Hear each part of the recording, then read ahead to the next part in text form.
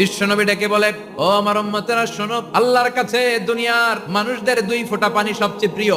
এক হলো জিহাদের ময়দানে রক্তের ফোঁটা, দুই হলো অনুতপ্ত বান্দার চোখের পানির ফোঁটা।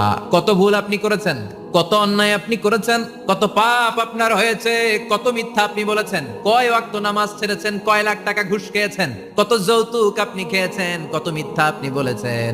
আপনার পাপ যত বড় হোক, যত বিশাল হোক, যত বেশি হোক, আল্লাহর দয়ার পরিসীমা তার চাইতেও বড়।